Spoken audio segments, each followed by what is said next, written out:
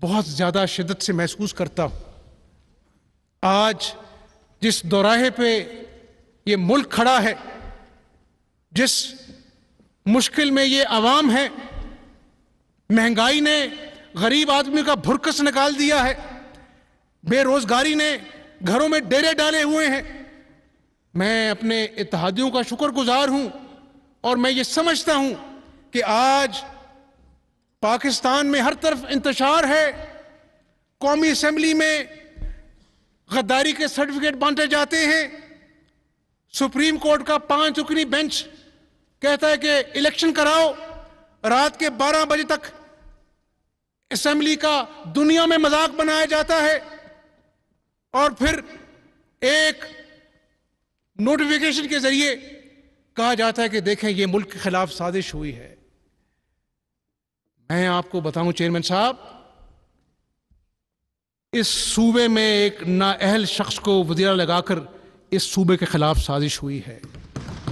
इस सूबे के साथ खिलवाड़ किया गया है। लोकल बॉडीज जो कि रीढ़ की हड्डी हुआ करता है चेयरमैन साहब, बरतानिया में जहां जहां जमहूरियत तरक्की करती है वहां पर लोकल बॉडीज मजबूत तरीन इदारा है। इससे कुछ और तो नहीं बन पड़ा। 58,000 इलेक्टेड मेंबर्स को स्पीकर साहब एक जुम्बिश कलम के जरिए इन्होंने चलता किया। फिर सुप्रीम कोर्ट ने उनको बहाल किया। कोरोना जैसी वबा आई, क्या करिया करिया गांव गांव जो हमारी लोकल बॉडीज के यूनियन काउंसिल्स, वार्ड्स, हम बेहतरीन कारकर्दगी कर सकते थे, लेकिन उसको खत्म कर दिया गया।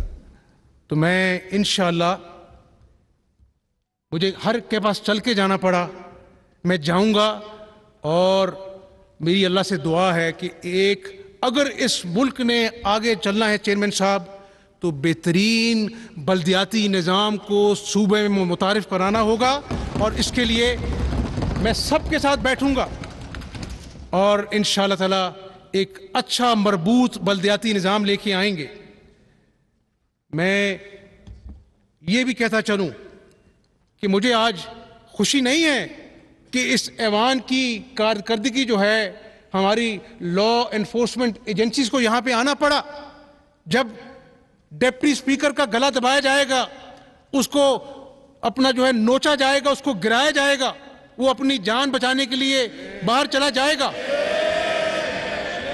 तो फिर आइन और कानून की पासदारी के लिए किसी को आगे आना पड़ेगा। तो आज जो पुलिस ने किरदार अदा किया है, मैं उनको भी शाबाश देता हूं।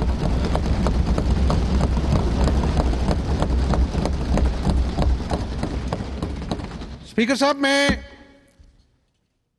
एक पाकिस्तानी हूं, बाद में मैं लीडर ऑफ द हाउस हूं।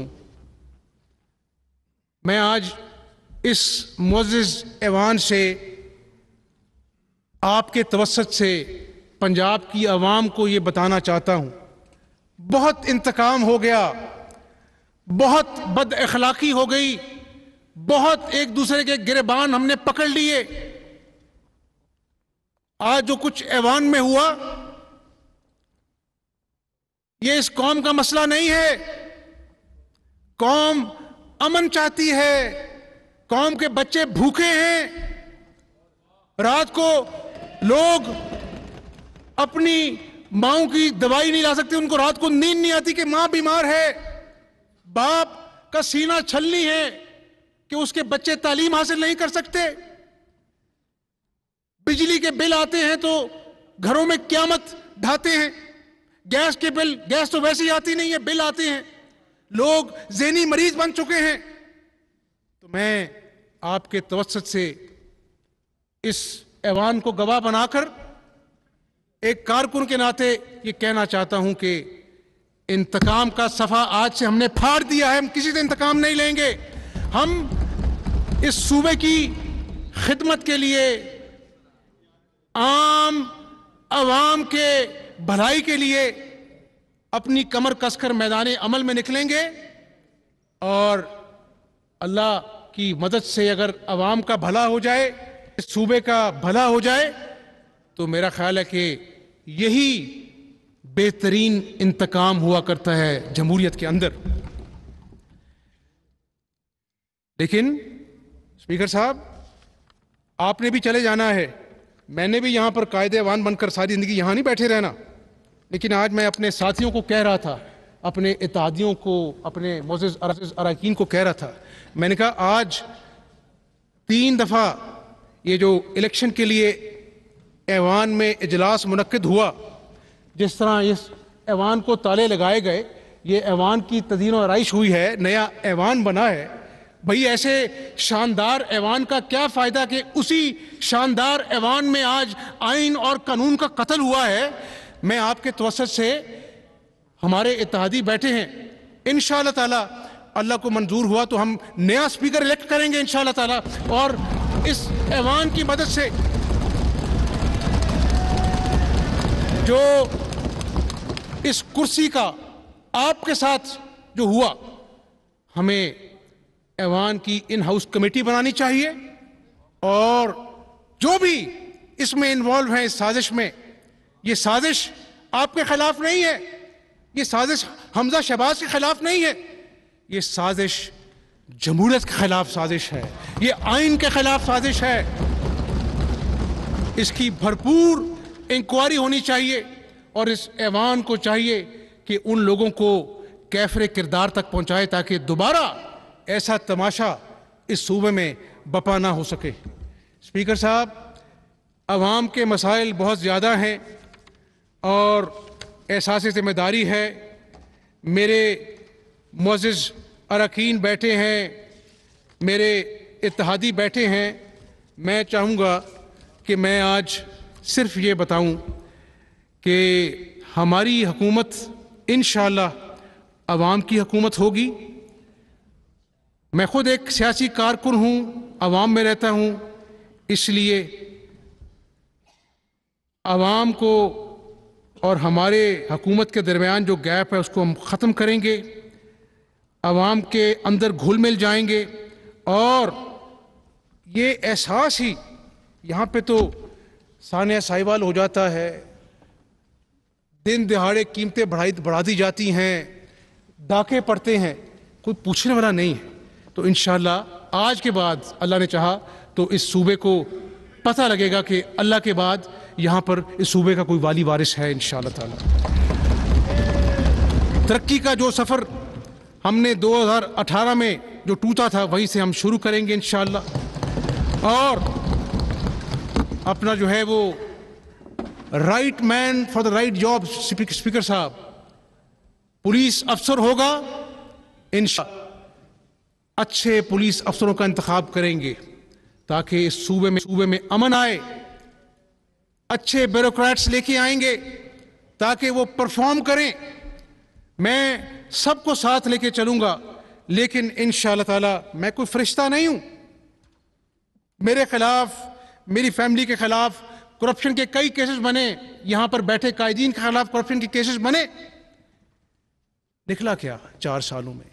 नेशनल क्राइम एजेंसी यूके ने कहा कि हमने 22 महीने बेलाग तहकीकात की शहबाज शरीफ के खिलाफ, कुछ नहीं निकला, कोई मनी लॉन्ड्रिंग नहीं निकली, नवाज शरीफ के खिलाफ कोई करप्शन साबित नहीं हो सकी।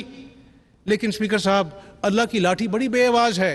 आज जो आपके साथ हुआ इसका हिसाब इस दुनिया में भी होगा, आखिरत में भी होगा। लेकिन मुझे कहने दीजिए, ये मुकाफात अमल है, अल्लाह की लाठी घूमती है, वक्त का पहिया घूमता है। आज वही लोग जो चोर डाकू का नारा लगाते थकते नहीं थे, आज सिर्फ तोशा खाने का हिसाब मांगा है इस कौम ने, और 14